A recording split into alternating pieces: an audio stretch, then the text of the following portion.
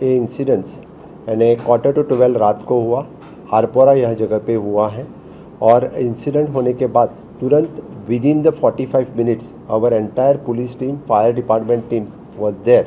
It is very difficult for the fire departments to reach to that exactly to the club because of the various obstructions. But फिर भी यानी within half an hour जो fire control वहाँ लेना था उन्होंने fire control लिया।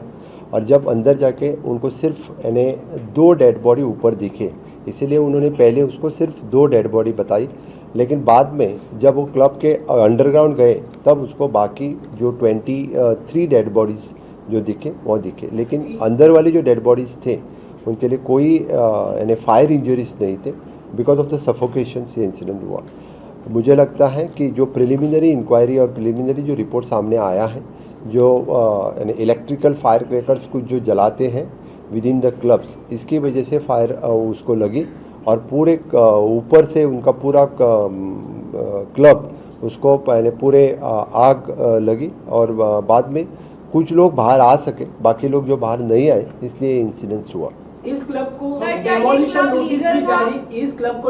Notice भी जारी की गई थी। आपके विधायक संकल्प आमोणकर ने इसके खिलाफ अपने असेंबली में आवाज उठाई। जीरो और मेंशन केला संकल्प आमोणकर। क्या ये इको सेंसिटिव जोन में बना हुआ एक क्लब है?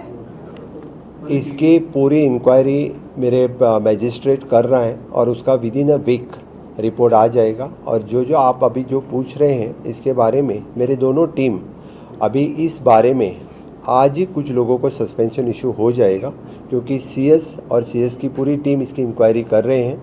उसके पूरे रिपोर्ट अब तक हमारे हाथ में नहीं पहुंचे थे। लेकिन जो आप बता रहे हैं कि उसके कुछ दिन के लिए उसके डेमोलिशन निकाली थी, किसने उसका परमिशन दिया था, परमिशन देने के बाद उसने फिर इसका ट्रेड लाइसेंस किसने दिया, ट्रेड लाइसेंस के बाद यानी वो कंटिन्यू किसने रखा। इसलिए मैंने कहा कि द कंसर्न टू ऑपरेट देने वाला, उसके ऊपर स्टे देने वाले और उसको ट्रेड लाइसेंस देने वाले सभी ऑफिसर्स के इसमें कोई छूटने वाला नहीं है। उसको सस्पेंशन भी होगा और उनके खिलाफ पुलिस इंक्वायरी जारी रहेगी। आज के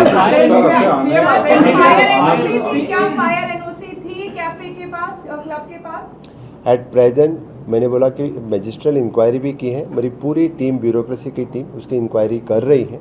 इसलिए यानी विदाउट फायर एनओसी भी समझौती होगी किसी ने, तो उसके खिलाफ भी स्ट्रिक्ट एक्शन ली जाएगी। एफआईआर एट प्रेजेंट चार लोगों को अरेस्ट किया है।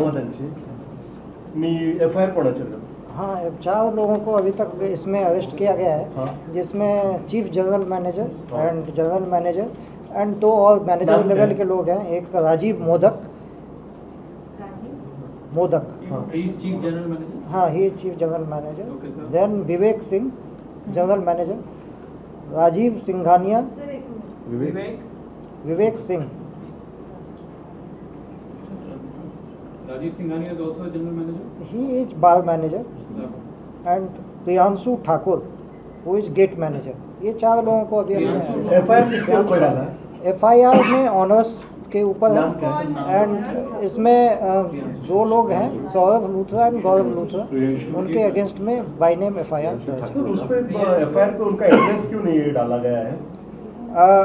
ये एफआईआर में जितना हम जब एफआईआर कॉन्स्टिट्यूट तो हम लोग इमीडिएटली करते हैं, तो उस समय जितनी जानकारी हमें अवेलेबल होती है और उसके बाद बाकी इन्वेस्टिगेशन में डेफिनेटली उनके खिलाफ। और भी क्लब गोवा में है क्या, उन पर भी एक्शन हो रहा है क्या, उनकी भी इंक्वायरी हो रही है वहाँ, या वो अभी सामान्यतः वहाँ पे एक्टिविटी होती रहेगी? रोमियो लेन की जो दूसरा क्लब गोवा में है वो सीज कर चुके हैं, हम ऑलरेडी उसको सील किया है।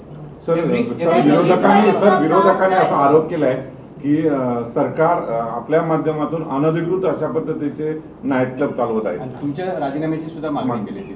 सरकार कभी भी इस तरह के अनधिकृत नाइट क्लब को प्रमोट नहीं कर रहे। इसीलिए मैं कह रहा हूँ कि ऑफिशियल परमिशन जिनके पास सभी रहते हैं उनके लिए ही अलाउ है, और इससे आगे भी हम इसी तरह के कोई विदाउट परमिशंस कोई भी रेस्टोरेंट या क्लब यहाँ पे नहीं चला सकते। सर, इस क्लब को लेकर जो सरपंच है स्थानीय, उसने 1 साल पहले ही बताया था कि इनलीगल रूप से ये क्लब संचालित किया जा रहा था। आज उसको आप लेकर एक बार हिरासत में लिया गया। आपकी जर्नलिज्म के थ्रू देख लो कि उसको ट्रेड लाइसेंस के किसकी साइन है, वो भी आप एक बार देख लो, आपको पता चलेगा. सीएम लास्ट टाइम एक केस चल्ली हांगा जुना हाऊस डेमोलिशनाची, त्यांना पूजा शर्मान केन्नाच अरेस्ट जावना. तशें ह्या फावटी दोनूय एक्यूज अरेस्ट जातले. ओनर जे 100% जिसकी एफआईआर में नाम है उन दोनों को अरेस्ट हम करेंगे, और इंक्लूडिंग इवन दो जो गवर्नमेंट ऑफिसर जो इसमें कल्प्रिट है उनके खिलाफ भी स्ट्रिक्ट एक्शन ली जाएगी.